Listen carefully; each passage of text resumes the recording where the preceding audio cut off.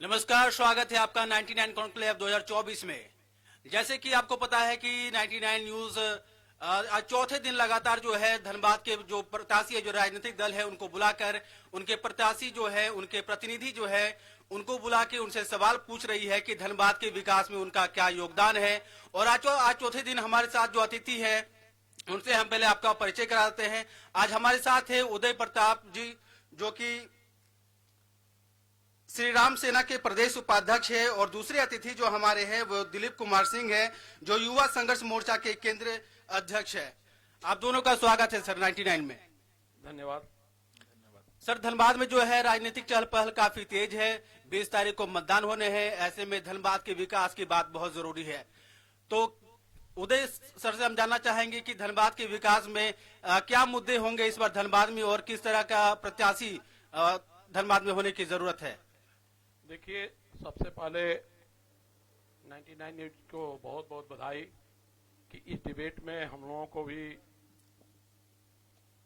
बोलने का मौका मिला और धनबाद के विषय पर आवाज उठाने का अवसर प्राप्त हुआ। आपने बहुत अच्छा सवाल पूछा है कि धनबाद में हम लोग कैसे मतदान करेंगे, क्यों करेंगे। आज धनबाद में सबसे बड़ा अगर कोई ज्वलंत मुद्दा है तो वो है हमारे पास साधन नहीं है। साधन मतलब हमको अगर कोई बड़ा बीमारी किसी भी व्यक्ति को धनबाद के लोगों को होती है तो हमारे यहाँ बढ़िया डॉक्टर नहीं आ पाता है, न हमारे यहाँ अच्छा हॉस्पिटल है, तो हम लोग परेशान हो जाते हैं। कभी रांची भागते हैं, रांची भी नहीं जाके कभी दुर्गापुर जाते हैं, दुर्गापुर भी नहीं जाके कभी हम लोग कलकत्ता जाना पड़ता है। तो हम लोगों के पास साधन नहीं है। तो ऐसे भी जनप्रतिनिधि को आप वोट दें, चाहे ऐसे लोगों को समाज के प्रति लाना होगा, चाहे जागरूकता दिखानी होगी कि कम से कम यहाँ सबसे पहले हम लोग का मांग बहुत दिनों से चल रही है कि एयरपोर्ट धनबाद में हो। धनबाद में दिल्ली के लिए, बेंगलोर के लिए, चेन्नई के लिए एक स्पेशल ट्रेन चले जो हमेशा धनबाद से खुले, यहाँ के लोग उससे अच्छे से जा पहुंचे अपने आप। देखिए, यहाँ पर सबसे बड़ा दिक्कत क्या प्रॉब्लम है कि जब आपको यहाँ कोई भी कष्ट होता है, बीमारी होता है, तो आज के साधन नहीं होने के चलते कोई डॉक्टर आपके पास नहीं आ पाता है। अगर हमारे पास एयरपोर्ट रहता, चाहे कोई फास्ट बढ़िया ट्रेन चलती, तो 2 घंटा में धनबाद पहुंच जाता और हमारा पेशेंट को, चाहे हमारे लोगों को देख लेता। आज भी सीसीएल है यहाँ, टाटा यहाँ है, आईएसएम है, ऐसे ऐसे बड़े बड़े केंद्र यहाँ पर हैं। उसके बाद भी सिंदरी उबर खान, देखिए अभी सिंदरी है, प्लांट इतने बड़े हैं, मोदी जी ग्रीन प्लांट था ये। मगर मैं यही कहूंगा कि यहाँ पर सबसे बड़ा अगर कोई कष्ट झेल रहा तो यहाँ के आम नागरिक झेल रहे हैं, क्योंकि आम नागरिकों का व्यवस्था नहीं है। आप देखिए, गया पुल से अगर आपको धनबाद आना हो, बैंक मोड़ से आपको वासेपुर होते हुए अगर आपको कोर्ट आना हो, तो कम से कम आप भगवान का नाम लेके आप चलते हैं कि कहीं जाम नहीं मिले। जाम अगर मिल जाता है तो उसमें पेशेंट, हमने कल देखा, इतना जाम था कि एक एम्बुलेंस गलती से उस तरफ से भागने के लिए लेफ्ट से जाना चाह रहा था बेचारा। हम लोग निकल गए मगर वो लेफ्ट वाला नहीं निकल पाया। भगवान जाने उसका पेशेंट क्या हुआ, नहीं हुआ। इसलिए मैं चाहूंगा कि कम से कम यहाँ पर व्यवस्था सुधरे और जो भी जनप्रतिनिधि जीत के जाएं वो धनबाद का विकास के लिए वोट करें, और धनबाद का विकास के लिए वोट होना चाहिए। अब हमारे साथ दिलीप कुमार सिंह जी हैं। दिलीप जी, बताइए धनबाद का विकास किस रूप से आप देख रहे हैं और क्या होना चाहिए। सबसे पहले मैं 99 न्यूज डिबेट कार्यक्रम को और सभी टीम को धन्यवाद देना चाहता हूं। धनबाद में विकास तो हुआ है। आप खास करके शिक्षा के क्षेत्र में विश्वविद्यालय देखने को मिला है। और हमारा जो ज्वलंत मुद्दा है, खासकर हमारा गया पुल है, चौड़ीकरण नहीं होने के कारण आए दिन हर समय वहां पर एक न एक एम्बुलेंस वहां पर मैं जब भी गुजरता हूं तो जाम में फंसी रहती है। ये काफी दुर्भाग्य है हमारे धनबाद का। हमारा जो धनबाद है, जो धनबाद का सपना है कि हमारे धनबाद के युवाओं को रोजगार, उसको लेकर के किसी भी जनप्रतिनिधि को खास करके इसका पहल नहीं कर रहे हैं, क्योंकि हमारा क्षेत्र के जो युवा हैं धनबाद जिला के, वो पलायन हो रहे हैं, वो काम करने के लिए जा रहे हैं विभिन्न क्षेत्र में, यहाँ से हमारा राज्य छोड़ करके जा रहे हैं। ये दुर्भाग्य है। हमारा जो धनबाद है, यहाँ पर खास करके ये चीज देखने को मिल रहा है कि जो जहां समस्या है, जिस क्षेत्र में साफ सफाई से लेकर के आज तक हमारे धनबाद को ये पता नहीं चला है कि जनप्रतिनिधि का क्या कार्य है, नगर निगम का क्या कार्य है। अगर नगर निगम पास जाइए तो जनप्रतिनिधि, जनप्रतिनिधि पास जाइए तो नगर निगम। ये दुर्भाग्य से हमारे जनता जूझते रहते हैं कि काम कहां होगा। ये इसको लेकर के ये क्लियर होना चाहिए कि काम कहां से होगा। हमारे बहुत सारे माताएं बहनें हर जगह भटकती है कि हमारा काम होना चाहिए। हमारा जो धनबाद है, धनबाद में हमारा जो मुद्दा है, आए दिन जो क्राइम हो रहा है, इस पर भी रोक लगनी चाहिए। धनबाद जिला में हम देख रहे हैं कि जो भी युवा हैं, जो विभिन्न क्षेत्र में हमारे जनप्रतिनिधि सिर्फ उन्हें अपने जरूरत के हिसाब से ही खड़े करते हैं, ना कि किसी को। हम चाहते हैं कि हमारे जनप्रतिनिधि जो भी हो, शिक्षा, रोजगार, सभी में कुछ ना कुछ हमारे झारखंड सरकार का योजना हो या जनप्रतिनिधि का योजना हो जिसका लाभ मिले। दिलीप जी ने अभी एक बात कही कि पलायन एक बड़ी समस्या है झारखंड के लिए, धनबाद के लिए। उदय जी, आपसे जानना चाहेंगे कि सरकार को इस बारे में क्या पहल करना चाहिए? देखिए, सबसे पहले तो हेमंत सरकार आज 5 साल से है और उन्होंने कहा था कि बेरोजगारों को रोजगार देंगे और आज तक उन्होंने नहीं दे पाया। फेलियर सरकार थी। और मैं यही कहूंगा कि आज हम लोग जब दिल्ली जाते हैं, बॉम्बे जाते हैं, जहां भी महानगर में जाते हैं, जो भी महानगर में जाते हैं, वहां जब झारखंड के लोगों को देखते हैं और बिहार के लोगों को देखते हैं, यूपी के लोगों को देखते हैं, तो हम लोग को लगता है कि सबसे कमजोर हम लोग झारखंड वासी हैं, क्योंकि हम लोगों को पलायन यहाँ के नेतागण किया। देखिए, एक सोने की चिड़िया है झारखंड, यहाँ हर चीज है, फिर भी हमारे लोग, हमारे आदमी सब बाहर जाता है कमाने के लिए, क्योंकि जितने भी नेता हैं, जितने भी अभिनेता हैं, यहाँ के लोग सब अपना पॉकेट भरने के लिए तैयार है। कोई भी आम नागरिक के लिए कुछ नहीं कर रहा। मेरा यही मांग है कि जो भी सरकार बने, कम से कम यहाँ के लोगों को, स्थानीय लोगों को, बेरोजगारों को रोजगार मुहैया कराया जाए। यहाँ पर इतना आउटसोर्सिंग चलती है, बीसीसीएल में आप देखे होंगे इतनी आउटसोर्सिंग होगी चलती है। यहाँ के कितने लोगों को नौकरी मिला है? बहुत कम लोगों को मिलता है। कुछ लोगों को आगे बढ़ा दिया था, कुछ लोगों को कुछ किया जाता। इसलिए ऐसे लोगों को ध्यान देना होगा कि हमारा रोजगार के लिए जो हम बाहर जाते हैं, धक्का मुक्की खाते हैं, उससे बचकर कम से कम हमारा यहाँ पर जितना प्लांट है, जैसे अभी सिंदरी है, इतना बड़ा प्लांट चला है, यहाँ के रोजगारों को, अगर बेरोजगार को रोजगार मिल जाए तो हमको बाहर जाने की जरूरत नहीं पड़ेगी। हमको अगर आउटसोर्सिंग में ही अच्छा से सैलरी मिल जाए और अच्छे से लोगों को जॉब दे दिया जाए तो वो भी लोग बाहर नहीं जा पाएंगे। मगर आजकल क्या है कि कम पैसा देके रोजगार, लड़के लोगों को रोजगार में कम पैसा देकर उसमें 4 हिस्सा बांट दिया जाता है, 1, 2, 3, 4 ऐसे कर। तो मैं यही कहूंगा, यहाँ के जनप्रतिनिधियों से भी कहेंगे, जो भी आने वाला दिन है, यहाँ के सांसद हैं, विधायक हैं, और अब चुनाव होने वाला है, जो जीत के जाएंगे, उनसे भी मेरा यही आग्रह है कि कम से कम धनबाद के लोगों को रोजगार मुहैया कराया जाए और व्यवस्था कराया जाए। उदय जी, आखिर में जनता आखिर में जो है पीस रही है, आखिर में इसका जिम्मेवार कौन है? यहाँ का नेता है, यहाँ का नेता है, उद्योगपति है। साफ बात है, इसमें क्या कहना है कि नहीं है, दम है, 100% है। अगर हम धनबाद की बात करें तो धनबाद में कई जन समस्या है। हमारे साथ जो है युवा समाज सेवी भी हैं, दिलीप कुमार सिंह जी। दिलीप कुमार सिंह जी, आप जो है ग्राउंड से आप जो है काफी समाज सेवी करते हैं और कई बार देखे हैं कि आप जो है कई कामों को लेकर जो है जागरूक करते हैं, तो क्या लगता है कि इस जागरूक करने का उद्देश्य आपका क्या है? हमारा जागरूकता अभियान का उद्देश्य यही है कि हमारा युवा एक ऐसा शक्ति है जो कि देश को नेतृत्व करता है।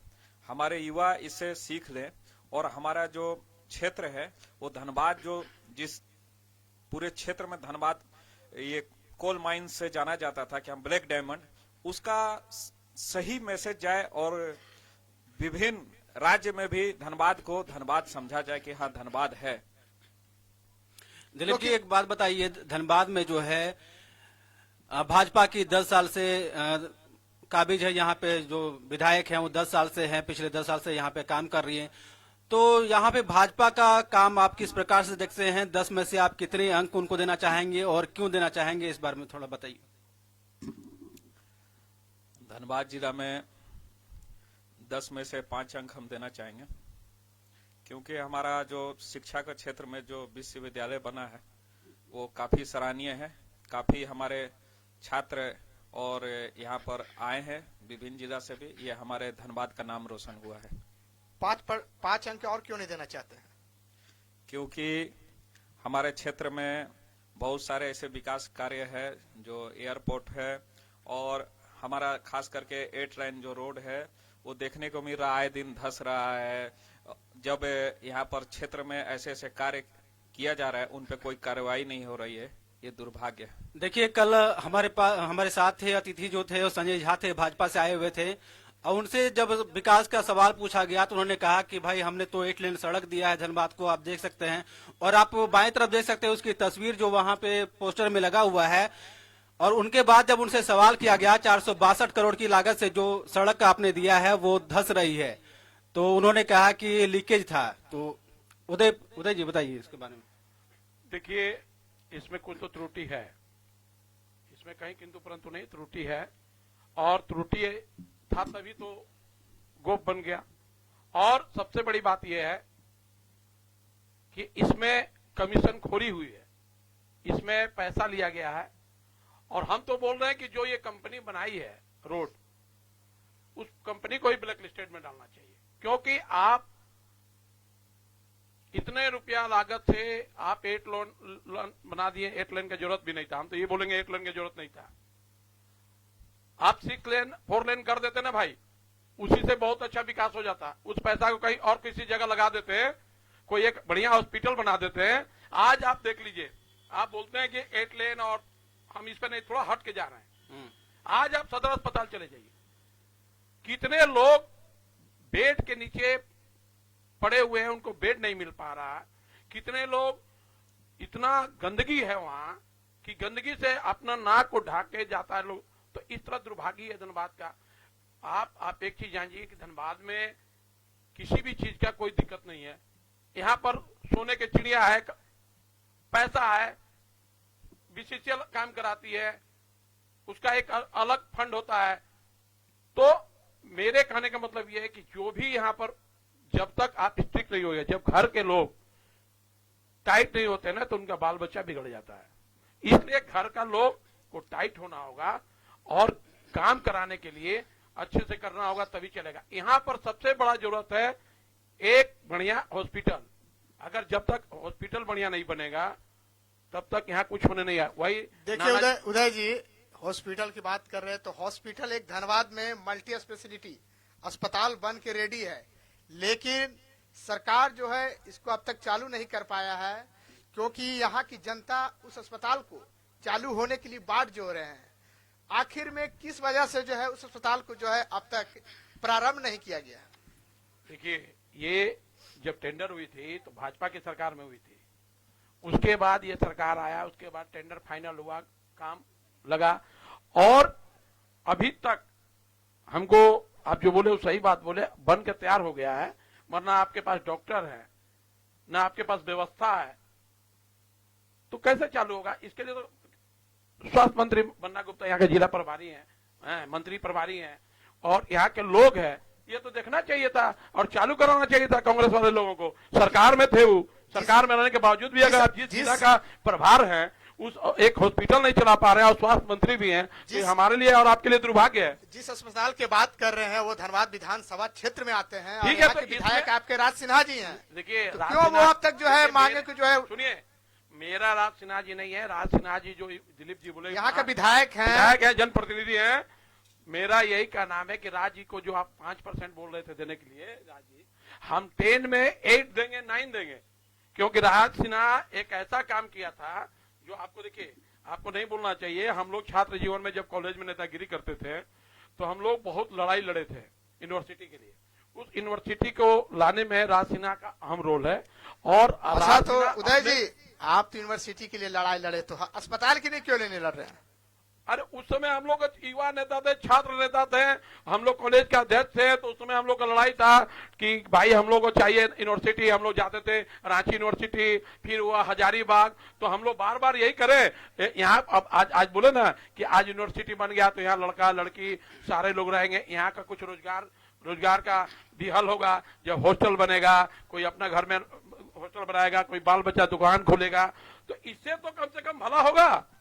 लेकिन ये कहानी अब तो राज सिन्हा को खाली बोल रहे हैं। अच्छा नहीं, लेकिन अब जो आपकी सरकार भी जो है, देखिए राज्य सरकार में जो है हेमंत सर की सरकार है और यहाँ के विधायक है, तो बात तो जनप्रतिनिधि को लेकर उठेंगे। जम होना चाहिए क्योंकि जनप्रतिनिधि। उनकी जो है मेहनत ही, उनकी जो कोशिश है वो चालू कर सकते हैं, लेकिन अब तक जो है वो चालू नहीं हो पाया है और यहाँ की जनता जो है वो मजबूर है कि अब तक इंतजार में है। क्यों?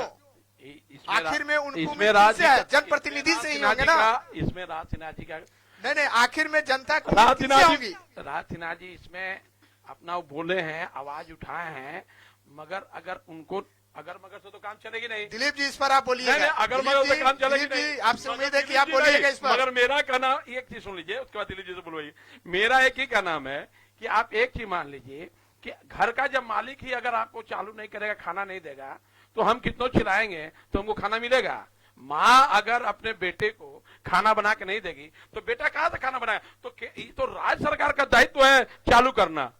यहाँ की जनता राज्य सरकार तक जाएंगे कि यहाँ के जनप्रतिनिधि को? जनप्रतिनिधियों को घेराव करना चाहिए था। हम तो अभी बोल रहे हैं राज सिन्हा को घेराव करना चाहिए, घेराव करके बोलना चाहिए कि भाई हॉस्पिटल चालू कीजिए। दिलीप जी इस पर बताइएगा, आप कुछ बोलेंगे कि यहाँ की जो अस्पताल है मल्टी स्पेशलिटी बनकर तैयार है और गरीब जो मरीज है वो इसका इंतजार कर रहे हैं, क्योंकि कई बार आप देखे होंगे कि इलाज जो है पीएमसीएच में बेड की जगह जो है फर्श पर होती है।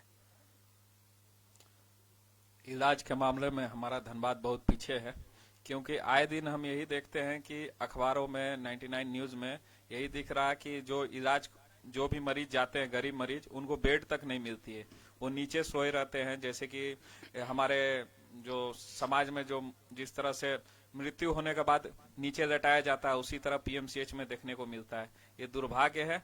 और हमारा क्षेत्र में जो भी हमारे जनप्रतिनिधि है, उन्हें ऐसा करना चाहिए था कि खास करके इसकी आवाज बुलंद करके हमारा अस्पताल को खुलवाना चाहिए था, क्योंकि आए दिन जो व्यक्ति हमारे बीच से चले जाते हैं फिर दोबारा हम उन्हें खो ही देते हैं। इसलिए हमारा अस्पताल के मामला में धनबाद बहुत पिछड़ा हुआ है। और खास करके जब चुनावी दौर आती है तो सारे मुद्दे को दिया जाता है कि ये काम हम करेंगे, लेकिन चुनाव खत्म होने के बाद ऐसा कोई कार्य दिखता नहीं है धरातल पर। उदय जी, आपके लिए एक सवाल है। धनबाद विधायक की बात करें तो वो 10 साल से यहाँ पे काबिज हैं और अभी हाल ही में धनबाद के रानी बांध के समीप एक सड़क है जो पानी से लबालब भर गई थी। विधायक जी वहां पे जाते हैं, वहां धरना देते हैं और पानी में बैठ जाते हैं। तो क्या मतलब कि उनको वहां बैठना जरूरी था? मतलब कि वो उसका उस समस्या का निदान कर, चूंकि वो विधायक हैं, वो काम कर सकते थे। एकदम आप ठीक बोले, मगर हम बोल रहे हैं बार बार एक ही बात हम बोलते हैं, और उस बात को आप ध्यान से सुनिएगा समझने के लिए। हम राज सिन्हा जी का प्रवक्ता नहीं है, पहले एक चीज मैं बता देता हूँ। नहीं तो आप नहीं, मैं राज जी का प्रवक्ता नहीं हूँ। देखिए उदय जी सुनिए, आप एक उदय जी आपने 10 सेना के भी उपाध्यक्ष हैं, तो आपका भी दायित्व बनता है। हम श्री राम सेना के राष्ट्रीय उपाध्यक्ष हैं और समाज सेवी हैं। समाज के प्रति जो भी लोग समाज के चलते अगर कुछ करना होगा तो हम आगे बढ़कर समाज के प्रति करेंगे। इसके लिए जो मेरा दायित्व बनता है करेंगे। राज जी का गलती है कि उन्होंने ये अगला बार जो पानी हुआ था इसके पहले उस समय भी उन्होंने कराया था काम, मगर ये जो पानी आपको लबलबा होकर और उसमें जो बैठ गए हैं, तो भाई ये तो काम नगर निगम का था। सर ठीक है, नगर निगम ध्यान ही नहीं देता, खाली लूट खसोट में पड़ा हुआ है, खाली दिन भर लूट खसोट कीजिए, अपना अपना पॉकेट भरिए और घर जाइए। आज देखिए नाली का वही पोजीशन है, छाई हर जगह जुड़ा हुआ, नाली नाला यही है। अच्छा अच्छा मोहल्ला में जाइए, करोड़ों का घर बना ले रहा है लोग, मगर नाली नहीं है। आखिर में इसका जिम्मेवार कौन है? दोनों आदमी है, विधायक भी हैं और क्या नाम है आपका नगर निगम भी है। हम तो बोला कि विधायक जी का भी है इसमें, हम तो कहा बोला कि नहीं है। आप अगर काम नहीं कीजिएगा तो हम थोड़ी कि विधायक जी का प्रवक्ता है कि उनका बड़ाई करेंगे। अगर जो गलती हुआ तो गलती है। दिलीप जी, आपने जो 10 में से 9 नंबर उनको दिया है, तो नहीं 9-8 आपने कहा सिर्फ एक काम के लिए मैं उनको 9-8 नंबर देना चाहूंगा। एक काम के लिए आप देखिए 8 नंबर 9 नंबर का बात नहीं है, हम 8 नंबर दिए हैं इसलिए कि उन्होंने यहाँ के नौजवान छात्रों का भविष्य को संवारने के लिए एक बहुत ही बड़ा काम किए थे। उसके बाद हम लोगों को उन्होंने यूनिवर्सिटी जब शिलान्यास हो रही थी, बाकी समस्या के लिए वो जिम्मेदार नहीं है। नहीं है क्या नहीं, वो भी है।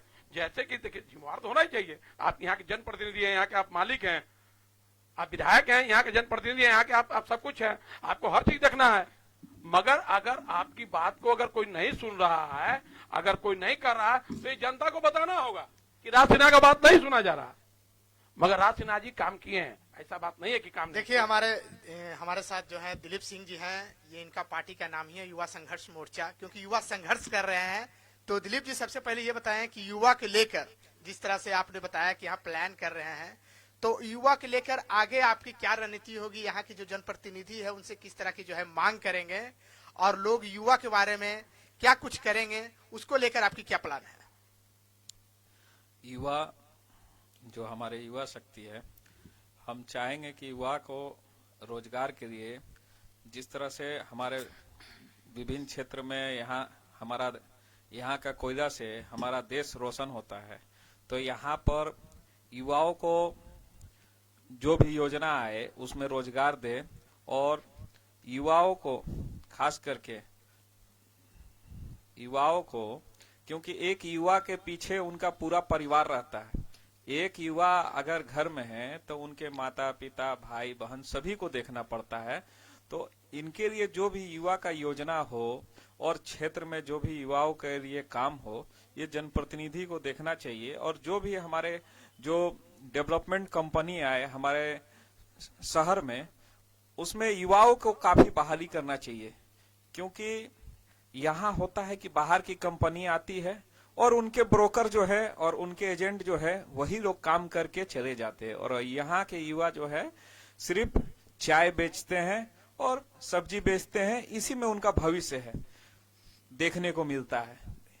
इतने बड़े बड़े यहाँ पर काम हो रही है, इतनी बड़ी बड़ी कंपनियां आ रही है, लेकिन ये युवा को रोजगार के लिए कोई जनप्रतिनिधि लड़ाई नहीं लड़ रहे हैं। सिर्फ अगर कोई लड़ाई लड़ता है तो सिर्फ बीसीसीएल में लड़ाई लड़ता है।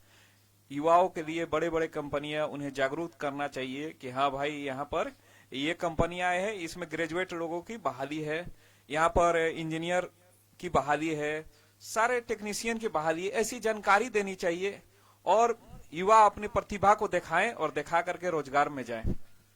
क्योंकि जिस तरह से धनबाद की अगर हम बात करें युवा, तो युवा जो है यहाँ प्लान कर रहे हैं, हर प्लान जो है काफी मात्रा में लोग कर रहे हैं, इसको लेकर आप भी जो है इस बात को रखे हैं। तो बीसीसीएल के साथ साथ यहाँ की राज्य सरकार जो है उन्होंने एक आश्वस्त किया था कि यहाँ की जो स्थानीय लोग हैं उनकी 75% हिस्सेदारी होनी चाहिए। तो कई कंपनियां हैं, जैसे हम बीसीसीएल की बात करें, नगर निगम की बात करें, तो तमाम कई ऐसी एजेंसियां भी हैं जो उन्हें उनके पास यहाँ के स्थानीय लोगों की रोजगार नहीं है। दिलीप सिंह जी, बिल्कुल रोजगार तो है, लेकिन हमारे सरकार जो है सिर्फ जुमलेबाजी दे करके युवाओं के रोजगार अभियान चला कर, लेकिन किस टाइप का रोजगार, कैसा रोजगार, ये बताने के कार्य नहीं कर रही है। जिस तरह से हमारे क्षेत्र में जितने भी कंपनियां आए, उसमें हमारे सरकार को या जनप्रतिनिधि को चाहिए कि युवाओं तक पहुंचाएं कि यहाँ पर रोजगार है, क्योंकि हमारे युवा जितना यहाँ पर जागरूक हो गए उतना ही हमारा धनबाद का विकास होगा। देखिए धनबाद में हम पिछले बचपनों से हम देखते आ रहे हैं कि अब जो है गया पुल फ्लाईओवर बनेंगे, लेकिन अब तक जो है पिछले 24 साल से फ्लाईओवर नहीं बनी है। जाम की जो समस्या है वो दिन पर दिन धनबाद की कई क्षेत्र की अगर हम बात करें बैंक मोड़ की बात करें, सराय ढेला की बात करें, पूजा टाकिज की बात करें, तो तमाम ऐसी जगह हैं जहां पर जाम की समस्या जो है दिन पर दिन और बढ़ती जा रही है। ऐसे इसको लेकर यहाँ के जनप्रतिनिधि जो है किसी भी तरह का कोई भी पहल नहीं कर रही है। बस एक ही घोषणा होती है कि फ्लाईओवर की जो है पास होगी, लेकिन फ्लाईओवर जो है वो धरातल पर नहीं उतरती है। क्यों? दिलीप सिंह जी और हमारा सवाल जो है उदय प्रताप सिंह जी भी है, दोनों भी जो है इस पर बोलेंगे। देखिए, सबसे पहले कि आपको लग्न से लगना होगा किसी भी काम के लिए। ऐसा नहीं है कि यहाँ पर इसके 5 साल पहले भाजपा की भी सरकार थी और अभी यूपीए गठबंधन की सरकार है, मगर मेरा कहने का मतलब ये है कि जब तक लगन नहीं लगाइएगा, धनबाद को आप कीड़े मकोड़े की तरह रेंद रहे हैं। जैसे वहां पर हम लोग चलते हैं और कीड़े मकोड़े की तरह चलता है आदमी, ऐसे महानगर में भी नहीं है। महानगर में भी इतना भीड़ रहता है, फिर भी देखिएगा गाड़ी घोड़ा चलने के लिए कितना सिस्टम से गाड़ी निकलते चलता है। आप बॉम्बे में चले जाइए, दिल्ली चले जाइए, कलकत्ता चले जाइए, हमारे यहाँ तो हर चीज का व्यवस्था है, मगर किसी को लग्न नहीं है, मेहनत नहीं है। कभी कोई, अभी हम तो अखबार में पढ़ते हैं, चाहे आपके टीवी चैनल में देखते हैं कि डीआरएम की मीटिंग हुआ, पास हो गई, वासेपुर फ्लाईओवर बन रहा है। कभी सुनते हैं कि क्या नाम है, मुख्यमंत्री ने टेंडर निकाल दिए, कोई टेंडर नहीं डाला। अरे भाई, अगर प्रशासन टाइट रहेगा, अगर आप टाइट रहेंगे तो किसकी औकात है रोक देने का भाई काम? यहाँ तो सबसे बड़ी बात है कि आदमी, आप बहुत अच्छा चीज बोले, आप स्टील गेट चले जाइए, आप बिग बाजार जाना है, आप स्टील गेट पार हो जाइए तो सब्जी मंडी होंडा शोरूम तक आपको लगेगा कि कहां फंस गए, एकदम लगेगा कि दिमाग एकदम गया पुल और ये हॉट हो गया है। और मैं यही कहूंगा, अभी के जो भी जनप्रतिनिधि हैं, राज्य भी हैं, चाहे जो भी चुनाव लड़ रहे हैं, अगर कोई भी चुनाव जीतता है तो सबसे पहले उसका प्रमुख यही होगा कि कम से कम रोड चौड़ीकरण होना चाहिए। जब तक चौड़ीकरण नहीं होगा, जो दुकान नहीं टूट रही है उसको मुआवजा बढ़िया देके, उससे बात करके, उसको तोड़ के कम से कम रोड को सुरक्षित किया जाए, कि किसी का भी जान बच सकता है। कोई जरूरी नहीं है एयरपोर्ट अगर आप नहीं दिए हैं तो हम अपना गाड़ी से, एम्बुलेंस से कहीं भी तो भाग सकते हैं जान बचाने के लिए, मगर आप वो नहीं कीजिएगा, हमको नाली का कीड़ा बना के आप रख दीजिएगा। तो मतदान है भाई, आप अभी जीत रहे हैं, चाहे हार रहे हैं, चाहे कुछ भी कर रहे हैं, वोट अपना अधिकार है, तो लोग अपना इस्तेमाल करते हैं। इसलिए मैं सारे लोगों से यही कहूंगा, धनबाद के सांसद से भी यही कहूंगा, और यहाँ के जो अभी वर्तमान में विधायक है उनसे भी कहेंगे, और आने वाले भी विधायक जो भी हों उनसे भी यही कहेंगे कि कम से कम भैया रोड को आप अच्छा से कर दो, कम से कम रोड और एक हॉस्पिटल बननी चाहिए। ठीक है, आप एयरपोर्ट के मामले में आप बोलते हैं कि हमारा तो आवाज उठाए, मुख्यमंत्री जमीन नहीं दे रहे हैं, कोई कुछ बोलता है, कोई कुछ बोलता है। देखिए, हमारा बेचारा, बहुत लोग बोलता है कि वो पागल हो गया, चाहे कुछ भी हो गया, हम तो बोलते हैं कि वो पागल है, रियल में पागल है कि एक आदमी पूरे एयरपोर्ट के लिए हर घर घर घर घर घर घर जैन जाता है और लोगों को जगाता है।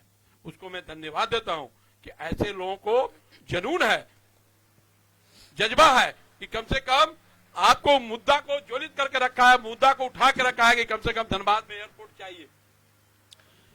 देखिए, अभी चुनावी माहौल गर्म है और तमाम जो राजनीतिक पार्टियां के जो कार्यकर्ता है वो लोग जोश खरोश से जुटे हुए हैं, और अभी जो माहौल है उसमें देखा जा रहा है कि कई तरह के नारे भी उभर कर आ रहे हैं। बटेंगे तो कटेंगे, भारत में रहना होगा तो जय श्री राम कहना होगा। तो राजनीति को धर्म से जोड़ना और इस तरह की राजनीति करना कहां तक, आप दोनों से सवाल ये है कि बताइए ये कहां तक सही है और गलत है? देखिए, हमसे तो इसके मामले में मत लीजिए, काहे कि हम श्री राम सेना से आते हैं और हम आने आपका जो ये ठीक है, ये समाज में सबको एक साथ रहना चाहिए और समाज में ना बंटना चाहिए और ना कटना चाहिए, सबको मिलाकर चलना चाहिए। समाज एक ऐसा चीज है कि घर में 4 बर्तन रहता है तो थोड़ा डग डग डग डग करता है। इसलिए मेरा अपना प्रश्न है कि कम से कम सभी को मिलजुल कर धनबाद को नहीं, पूरे झारखंड को तरक्की करना चाहिए। और जब झारखंड अगर तरक्की करेगा तो हम भी तरक्की करेंगे, आप भी तरक्की करेंगे, लोग तरक्की करेंगे, इसलिए मैं चाहता हूं कि ऐसे नारे से अभी फिलहाल मैं तो दूर हूं। दिलीप जी। जी, सभी समाज एक साथ बिजनेस कर सकते हैं, व्यापार कर सकते हैं और मंच शेयर कर सकते हैं, तो फिर ये नारा हमें उचित नहीं लगती है। क्योंकि मैं सभी समाज के कार्यक्रम में जाता हूं।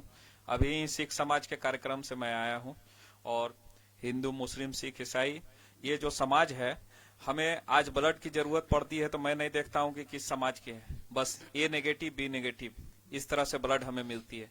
तो इसीलिए सभी समाज को एक होकर के विकास की ओर जाना चाहिए, क्योंकि हमारा धनबाद हो, हमारा समाज हो, विकास से ही जाना जाता है, किसी जाति विशेष से नहीं जानी जाती है। देखिए, हमारे साथ एक सीनियर पत्रकार हैं, संवाददाता हमारे 99 न्यूज के दिलसाद जी हैं। दिलसाद जी का कुछ सवाल है जो आपसे सवाल करेंगे। दिलसाद जी। सवाल मेरा यही रहेगा, चुनावी मौसम है तो ये जो नारे लगते हैं ये आप लोग लिए कितना उचित है? मुद्दा क्या होना चाहिए? मुद्दा विकास का होना चाहिए, फिर विवादित नारे जो होते हैं वो होना चाहिए? देखिए, सबसे इनसे कि मेरे आपसे पहले सवाल, दोनों से बारी बारी से आप पहले जवाब दे दीजिए। देखिए, सबसे बड़ा बात है कि मुद्दा तो एक हौसला अफजाई करने के लिए लोग लगाता है कि हौसला अफजाई हो, लोग मेरा वोट में साथ दें, मेरा वोट दें। मगर असली मुद्दा ये होना चाहिए कि विकास कैसे होगा। विकास जब होगा तो आप कुछ कर सकते हैं, आपका बाल बच्चा आने वाला भविष्य कुछ कर सकता है। धनबाद में ऐसा कोई विकास का कार्य नहीं हुआ है। हम तो होता अक्सर क्या है कि जो युवा जो है इन नारों से काफी ज्यादा उग्र हो जाते हैं। देखते भी कि हालांकि धनबाद तो भी हमारा बचा हुआ है, भाईचारा का अच्छा माहौल धनबाद में है, लेकिन अन्य जगहों में देखा था कि खासतौर से युवा जो उग्र हो जाते हैं, गोलियों का शिकार हो जाते हैं, मॉब लिंचिंग हो जाता है। वो सब मामलों को लेकर चुनाव में इस तरह के नारों का कितना उचित है? ये देखिए, उचित तो हम देखिए दो पार्ट है। एक पार्ट है गरम दल, एक पार्ट हो जाता है नरम दल। हम आपको फैक्ट बता रहे हैं। तो गरम दल क्या होता है ना, कि जब गरम दल को आप कुछ कहिएगा तो उसको बना लेता है इशू। ठीक है, हम गरम दल में बोल सकते हैं कि कटेंगे तो बटेंगे, तो झटेंगे मटेंगे, जो भी बोल सकते हैं आप। मगर मेरा एक ही का नाम है कि धनबाद अभी तक बचा हुआ है, धनबाद अभी बढ़िया है और हम यही चाहेंगे और सभी से यही अपील करेंगे कि आप अपना बुद्धि और विवेक से अपना मत का प्रयोग करें। अगर आपका बुद्धि और विवेक जो बोलता है उस तरह से आप अपना मत का प्रयोग करें। आपका एक मत बहुत ही मेहनत का है, परिश्रम का है। उस मत से आपका बाल बच्चा, आपके परिवार, आप देखिए, आज आप बोलते हैं ना कि बहुत लोग, क्या होता है ना कि बहुत लोग ये जब इलेक्शन आता है तो कुछ लोगों के लिए मेला, लॉटरी ये लग जाता है कि भाई चलिए चुनाव आ गया, लॉटरी लग गई। मैं खुलेआम मंच पर बोल रहा हूं, इसमें कहीं किंतु परंतु नहीं है, कि कुछ लोगों को लॉटरी लग जाता है। तो ऐसे लोगों को सोचना चाहिए कि अपना मत का सही ढंग से प्रयोग करके सही उम्मीदवार को चुने और सही उम्मीदवार से चुनकर और उसको पर ये बोले कि इस बार आपको जिता रहे हैं तो हमारा इस तरह का मुद्दा है और इस मुद्दे पर हम आपसे मिलेंगे। अगर आप नहीं करेंगे तो जैसे देखिए 5 साल के बाद गेट आउट कर देंगे, आपको आउट करेंगे। मगर यहाँ तो क्या है, यहाँ पर है दीजी हजूरी, जाके झूठ सच बोलना, जाके खाली अपना कैंडिडेट को बड़ाई करना। जो गलत है उसको गलत बोलने का पावर ही नहीं है किसी को, कि गलत बोले कल साहब को रोड का काम नहीं मिलेगा, नाली का काम नहीं मिलेगा, फालतू, यही बात है, खुलेआम बोल रहे हैं। तो इसको जो भी बने उसको भी सोचना होगा। और दो क्या दिलीप सहित क्या मतलब माना जाए कि नारों पे ना कम से कम विकास के मुद्दे पे चुनाव लड़ा जाए? क्या कुछ कहना आपका इस बारे में? हमारा तो कहना है कि हमारा जो क्षेत्र है ये कभी कभी नारा ये भी लगता है विकास पुरुष, तो सही में हमारा क्षेत्र को विकास में लाना होगा, क्योंकि हमारे संगठन का नारा भी है रोजी दो, रोजगार दो, जीने का अधिकार दो।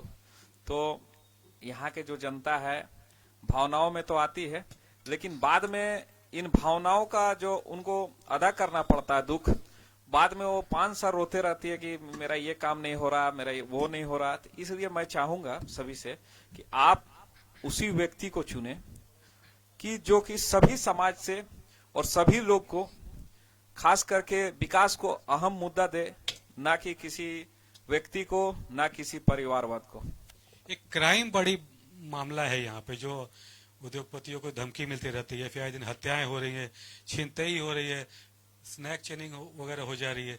तो वो कितना बढ़ा है धनबाद में पिछले 5 सालों की अगर बात करें तो, और उसका जिम्मेदार कौन है? स्थानीय जनप्रतिनिधि या फिर राज्य सरकार को इसके जिम्मेदार मानते हैं आप? दिलीप जी। दिलीप जी से सवाल। क्षेत्र में क्राइम जो बढ़ रही है, मैं पहले भी ये बात कहा हूं कि युवाओं के जो रोजगार अगर यहाँ पर मिलेगा तो काफी हद तक क्राइम को रोका जा सकता है। इसमें हमारा जनप्रतिनिधि हो या राज्य सरकार पहल करनी चाहिए, क्योंकि आए दिन अखबार में मैं ये देखा हूं, अच्छे अच्छे नक्सली या कमांडो खुद प्रशासन को अपने आप को सरेंडर करके और रोजगार काम में जुड़े हैं। तो हमारा धनबाद में इतने बड़े अपराधी नहीं है, हमारा धनबाद आज भी सेफ है और रोजगार को अगर दिया जाएगा, कुछ हमारे बड़े बड़े उद्योगपति का भी देन है, क्योंकि वो धनबाद के जमीन, धनबाद के सारे चीज से व्यापार किए, लेकिन जब उनके पास पैसा आता है तो बाहर से सारे वर्कर, सारे लोग को बुलाते हैं, यहाँ के लोगों को नहीं रखते। अगर यहाँ के लोगों को रखें तो कहीं ना कहीं उन्हें काफी सेफ महसूस होगा। उदय जी, क्राइम का क्या कारण है, क्या निदान है इसका? देखिए, सबसे पहले यहाँ के जो प्रशासन, यहाँ के प्रशासन जो अवैध तरीके से कोयला का जो हुआ और इसपे सारे लोग कोयले की तरफ चले गए, कुछ कर गए, प्रशासन का ध्यान नहीं हुआ था उस समय, आप लोग भी जान रहे हैं। अगर प्रशासन चाह जाए तो आप क्राइम कर पाइएगा? हमको आप बता दीजिए। अगर घर का मालिक चाह जाए कि आप कुछ कर पाइएगा? घर का मालिक अगर बोलेगा कि आपका स्टैंड अप खड़ा रहना है तो कोई आदमी हट सकता है, घर का मालिक अगर टाइट रहेगा तो हम तो बार बार बोलते हैं कि धनबाद को चाहिए योगी मॉडल, योगी जी ऐसा मॉडल चाहिए धनबाद में, और धनबाद को सुरक्षित करना। कहीं ना अधिकारियों में इच्छा शक्ति की कमी, ये आपका कहना है? एकदम 100% इच्छा शक्ति, एकदम इच्छा शक्ति। जब आपका इच्छा शक्ति, देखिए आप एक बार तो धनबाद को बढ़िया बनाइए, कम से कम लोग आए, धंधा पानी करे, लोग उद्योग लगाए। अगर उद्योग लगाएगा, हम आपको उद्योग लगाते ही बोलेंगे हमको इतना रुपया दीजिए। देखिए, उद्योग की बात करते हैं, यहाँ पे एयरपोर्ट और एम्स की जो बात हो रही थी, काफी माहौल भी गर्म था कि नहीं, धनबाद में एयरपोर्ट की जरूरत है। कई बड़े बड़े व्यवसायी भी बोले कि जो आने जाने में जो टाइम लग जाता है वो बहुत ज्यादा है और हम लोग के लिए एयरपोर्ट बहुत जरूरी है। तो धनबाद को एयरपोर्ट नहीं मिलना कितना दुर्भाग्यपूर्ण मानते हैं धनबाद के लिए? बहुत बड़ा दुर्भाग्य है।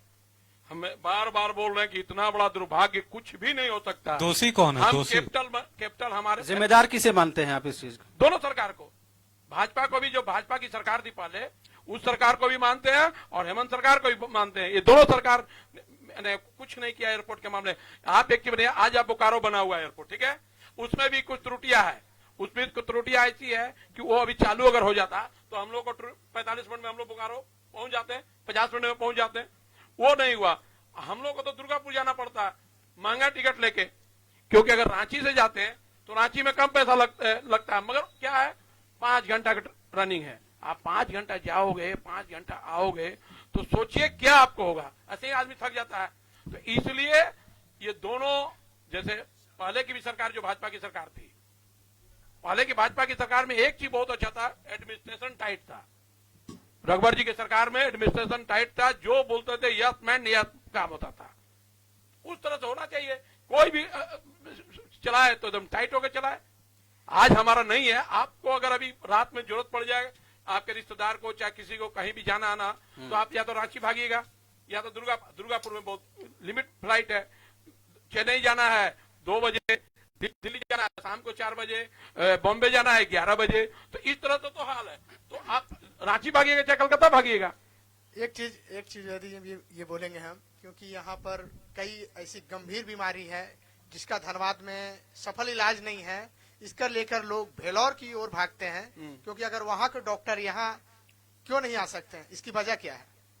खास करके देखा जाए तो न्यूरो जी देखिए, एकदम यही तो मेन मुद्दा है ना कि हमारे पास कोई भी देखिए जो आपका उतना दिन अगर वो चलता है धनबाद से, कलकत्ता से आपके लिए धनबाद आने के लिए, अगर वो ट्रेन से चलता है तो 3 घंटा 4 घंटा में पहुंचता है, राजधानी से 3 घंटा, शताब्दी से भी 3-3 घंटा। अभी एगो लॉलीपॉप मिला है, क्या नाम है, वंदे भारत। वंदे भारत। तो ये तो लॉलीपॉप है ना जी, आप इसी को दिल्ली कर देते ना धनबाद से, अगर धनबाद कहते सीधे तो ये लॉलीपॉप दे दिया, आप गया से कलकत्ता जाइए आइए, इससे क्या है भाई? अगर दिल्ली से दिए रहते तो यहाँ पे लोग भी आता आपके पास, डॉक्टर भी अच्छा आता।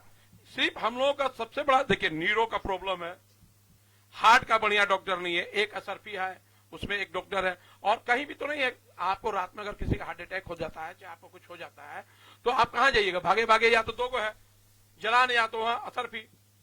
आप क्या अच्छा एक चीज उदय जी, एक ये भी सवाल है कि यहाँ पर बहुत सारे जो है प्राइवेट अस्पताल है, और प्राइवेट अस्पताल में इलाज के नाम पर कई लोग, जनता बोलते हैं कि इलाज के नाम पर लूट रहे हैं। 100%। इसे आप कितना मानते हैं कि क्या वो लूट रहे हैं वाकई में, या फिर वो इलाज कर रहे हैं? एकदम सही। हम लोग देखिए समाज सेवी है, हम लोगों के पास बहुत इस मामला में आता है, मर जाने के बाद भी कुछ लोग वेंटिलेटर पर चढ़ा के रखे जाता है कि घर वाला उसको बोल रहा है कि अरे भाई छोड़िए, क्या हुआ, देखने नहीं देता है। मर जाने के बाद पता चलता है कि भाई इतना लंबा को बिल दबा देता है, लाश को भी निकालने के लिए सोचना पड़ता है।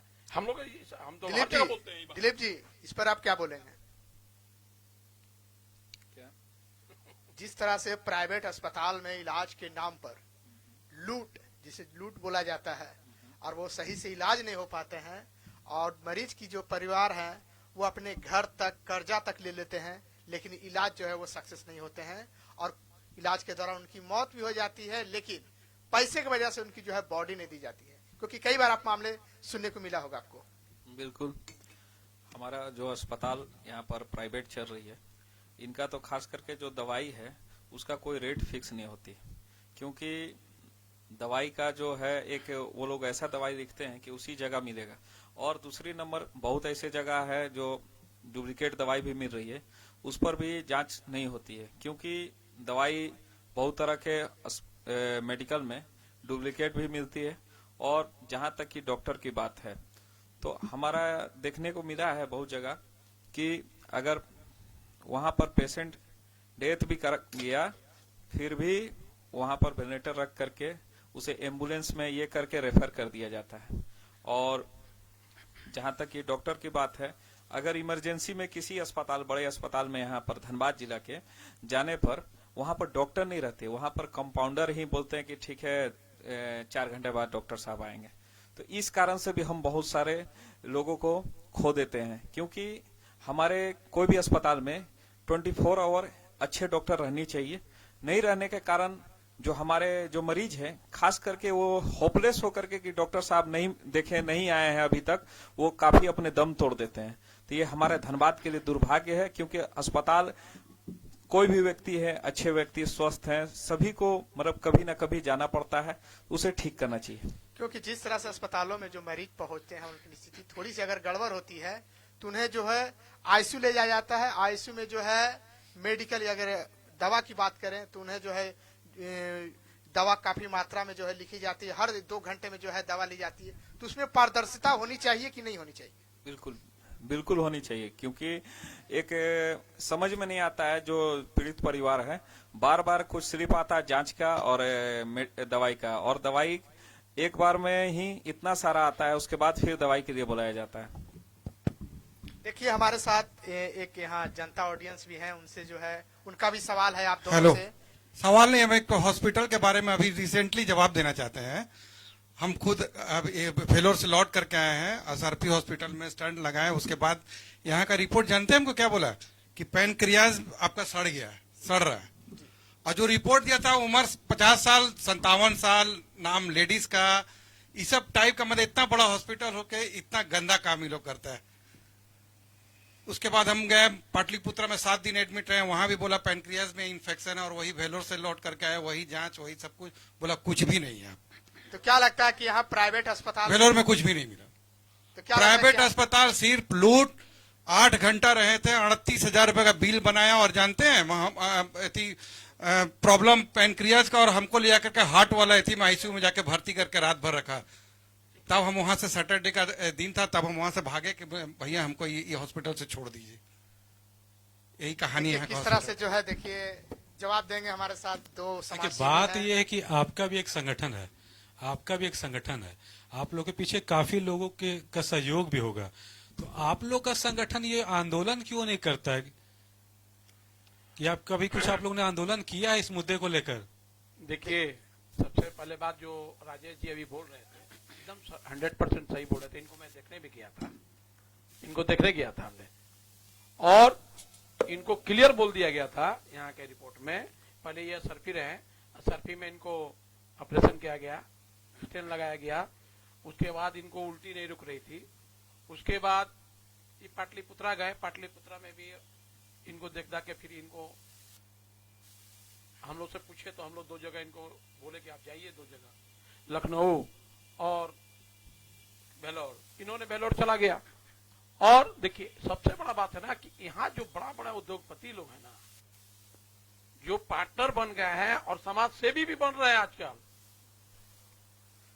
आप समाज के लिए क्या कर रहे हैं, हमको तो ये बता दीजिए भाई आप।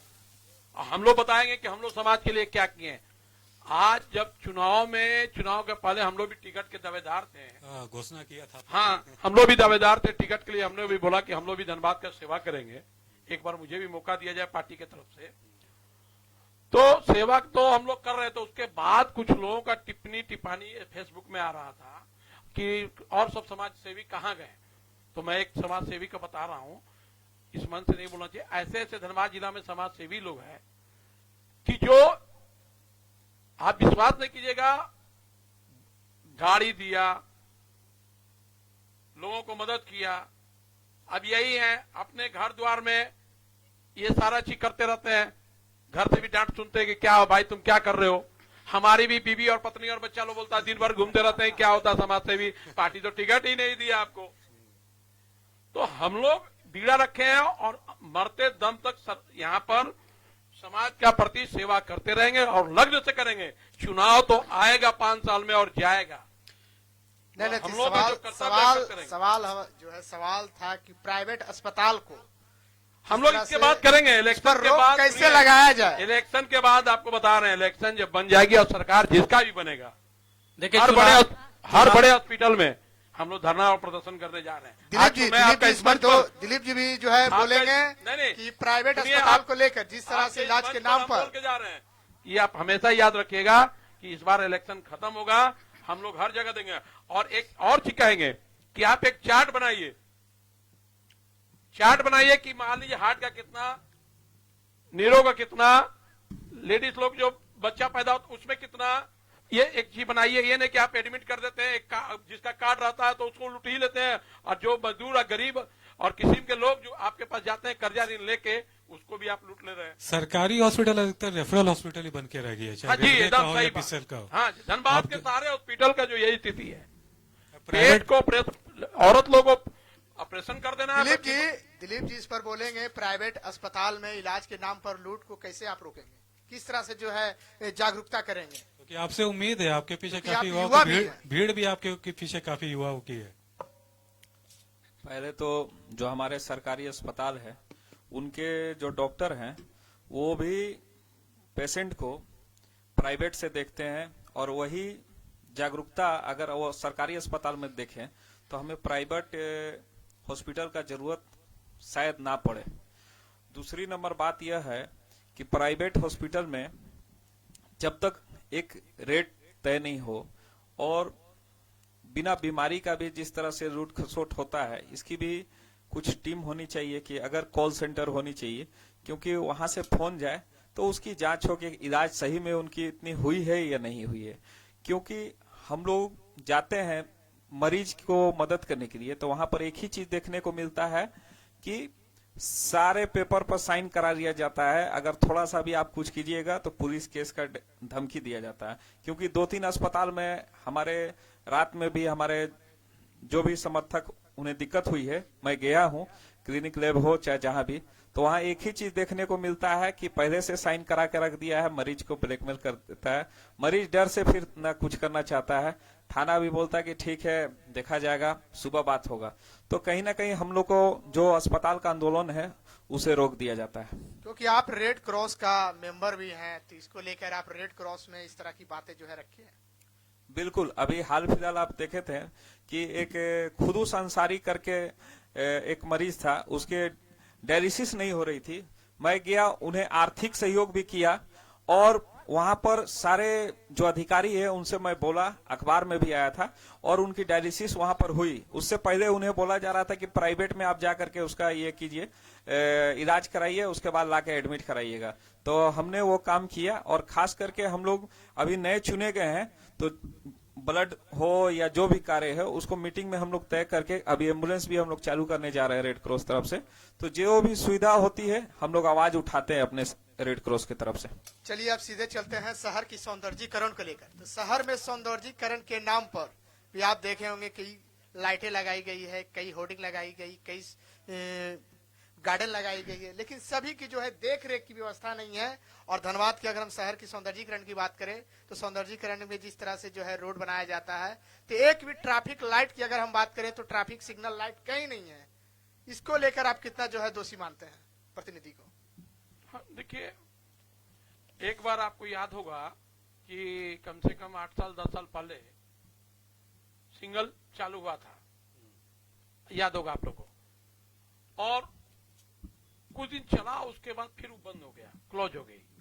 क्या मामला है नहीं है ये तो ना मीडिया में आया, यहाँ तो पब्लिक आ जाएगा। आप देखे होंगे कि शहर में 50 तो लाइट जो जल रहा है उसमें 35 से 25 फ्यूज है, और सब में उसमें भी जल रहा है। तो इसमें नगर निगम को चाहिए कम से कम हर रोज एक दिन टीम बना के जो गाड़ी लेके घूमता है लेके घूमे और देखे कि कहां कहां है। उसके बाद शहर को कैसे अच्छा रखना है। जो धनबाद कोल नगरी है, कैपिटल है, यहाँ रेलवे है, IIT है, ISM है, हर्ल है, कहने का मतलब कि हमारे पास साधन है लेकिन उसका उपयोग नहीं कर पा रहे, मेंटेनेंस नहीं कर पा रहे हैं। उपयोग नहीं कर पा रहे हैं और ना मेंटेन कर पा रहे हैं कि मेंटेनेंस कैसे करेंगे। तो जब तक, बार बार हम बोलते हैं, जब तक आपको दिल में लगन नहीं होगी, जब तक आपको ऊर्जवान नहीं बनना होगा कि हाँ भाई इस काम को मुझे करना है, जब तक इस काम को जिम्मेवारी नहीं लीजिएगा और करने नहीं कीजिएगा, तब तक यहाँ से विकास की संभावना बहुत कम लग रही है, छिन्न लग रही है। और धनबाद, ये बहुत अच्छा आपका प्रश्न है भाई कि धनबाद को कम से कम हम लोग जब धनबाद उतरते हैं, बाहर से आते हैं और धनबाद उतरते तो बहुत मन दुखित होता है कि फिर हम लोग आ गए धनबाद, क्योंकि यहाँ रोजी रोटी है, यहाँ से जीते खाते हैं, यहाँ से पैदा लिए हैं और यहीं बड़े पड़े। तो हम लोग चाहते हैं कि धनबाद आगे बढ़े, खूब नाम हो धनबाद का, धनबाद खूब बढ़िया से चले, यही हम लोग। चलिए, आप लोग का क्या, हालांकि अभी चुनाव है, दोनों ही आदमियों को मैंने कहा कि संगठन भी एक है, तो चुनाव के बाद जितनी भी समस्याएं आप लोगों ने भी गिनाई या फिर हम लोग ने बताया, उसको लेके आप लोगों की रणनीति क्या रहेगी चुनाव के बाद? पहले उदय जी।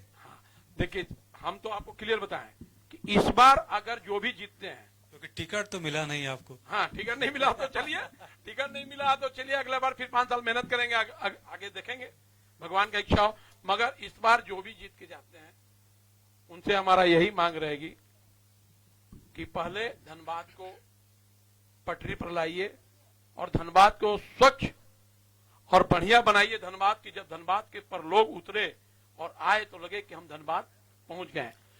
ट्रैफिक सिस्टम, चुनाव के समय में अभी जो है झारखंड मुक्ति मोर्चा हो मैया सम्मान योजना लेकर आई है, 200 यूनिट बिजली जो है फ्री है और भी कई योजना लेकर आई है। वहीं भाजपा की बात करें तो कह रहे कि भैया हमको चुनाव जिताइए, हम जो जनता के लिए है, जो मैया सम्मान योजना से ज्यादा पैसा हम 24 रुपए महीना देंगे।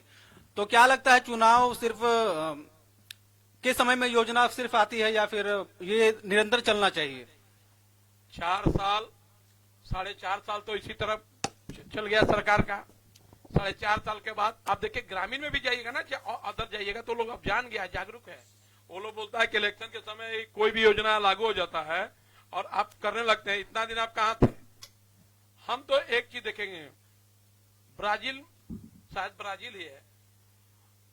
ये जो योजना है, जब तक फ्री का योजना बंद नहीं होगा, हम तो डंका का चोट पर बोलते हैं, ये फ्री का योजना जब तक बंद नहीं होगा पूरे भारतवर्ष में, तो कहीं हम लोग एक दिन कंगाल नहीं बन जाए। सर उस कगार पे उस चीज बनाना पहले पड़ेगा सरकार को ना।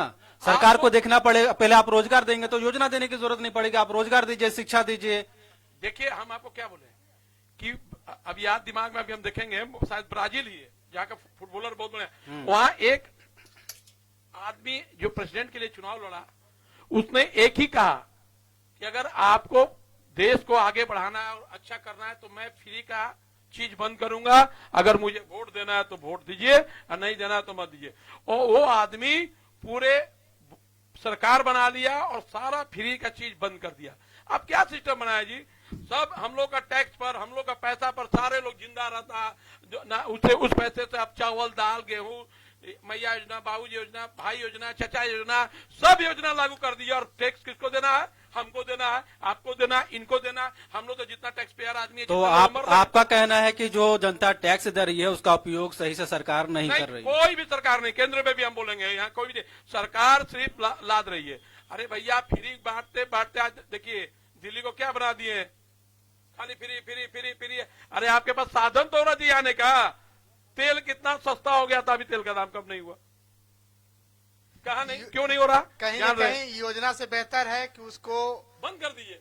संकल्पित और एक तो कोई भी जात हो, कोई भी लोग हो, जो सबसे गरीब है, जिसके चूल्हा रोटी नहीं जल पाएगा, उसको दीजिए ना भाई।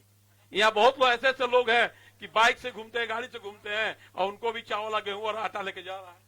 तो इससे कैसे आप विकास कीजिएगा? आपको तो नहीं लगता कि विकास सही जगह पे नहीं पहुंच पा रहा? नहीं, एकदम नहीं पहुंच पा रहा। पूरे भारत में, पूरे भारत की बात करें तो झारखंड में आर्थिक स्थिति, आप झारखंड को किस तरीके से देखते हैं?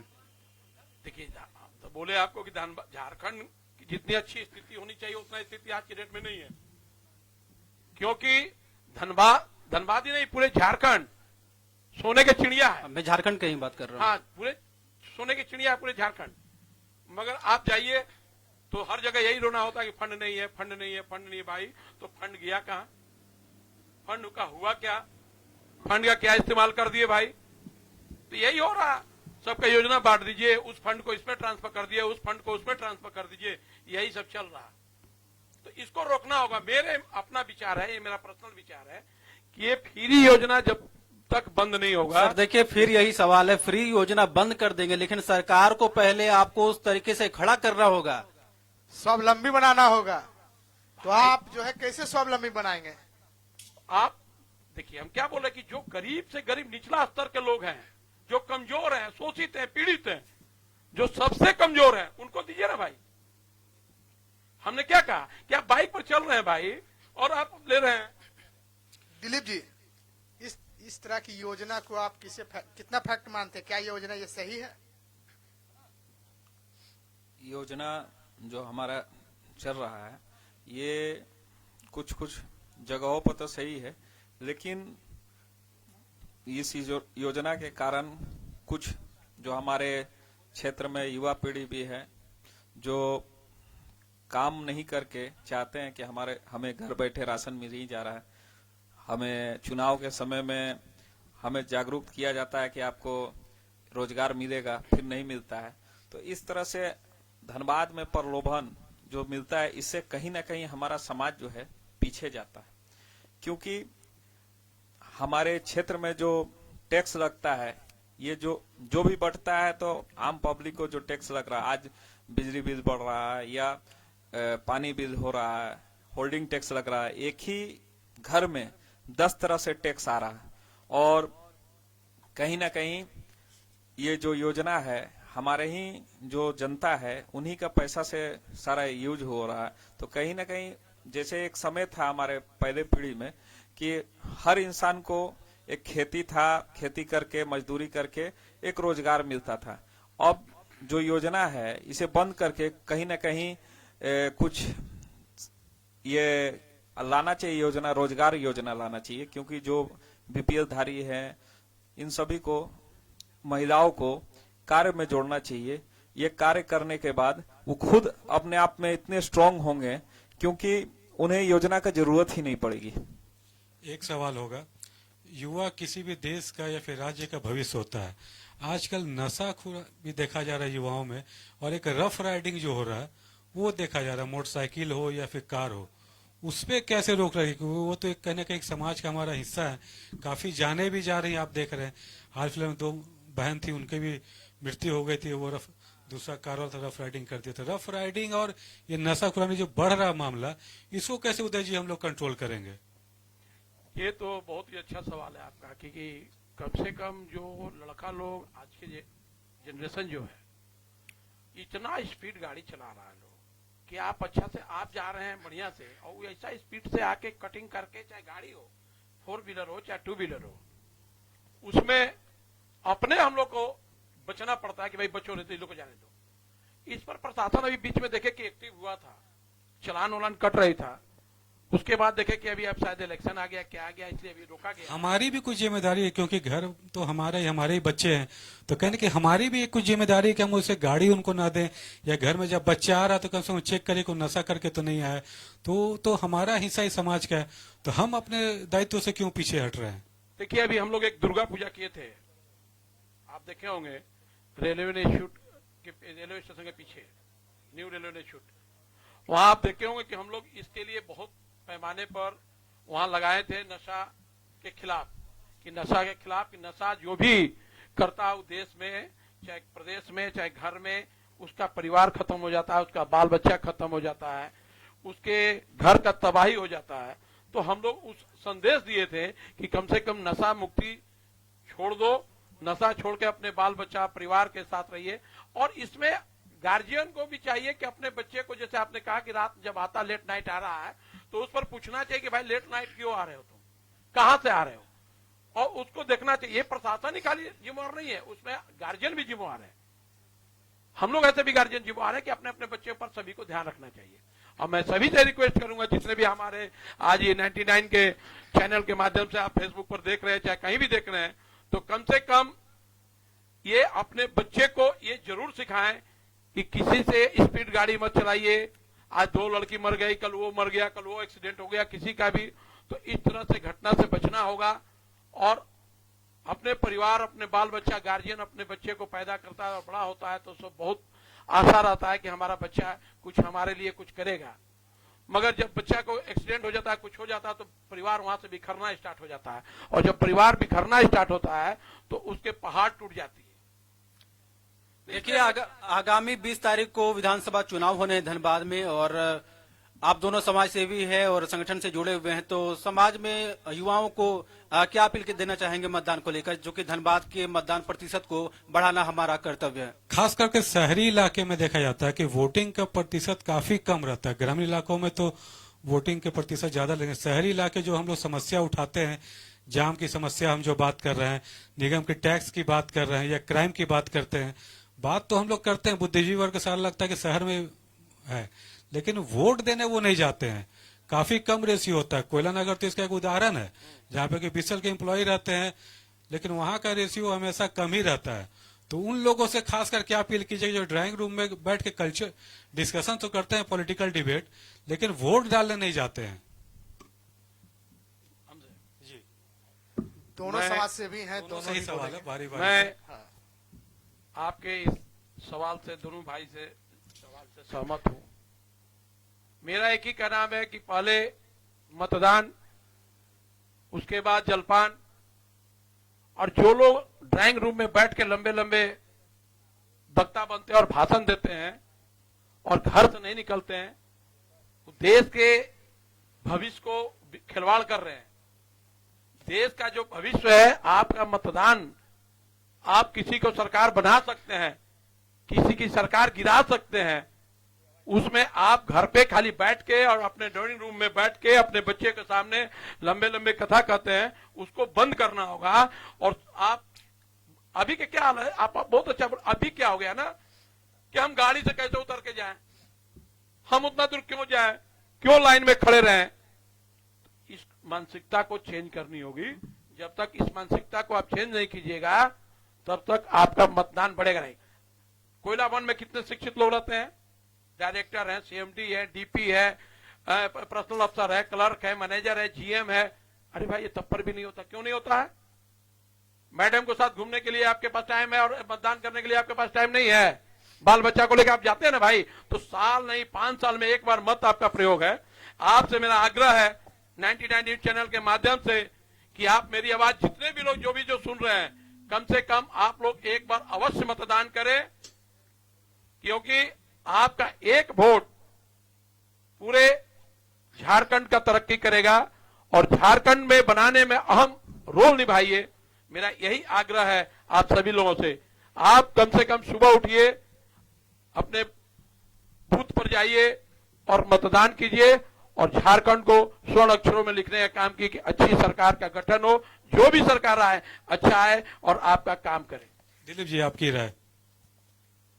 जी, खास करके कोयलानगर का जो बात आप कह रहे हैं, तो वैसे अधिकारी जो वोट नहीं दे पा रहे हैं और यहीं पर रख करके नहीं देना चाह रहे हैं, ऐसे अधिकारी को तो पहले तो उनकी जो पेमेंट है वो रोक देनी चाहिए।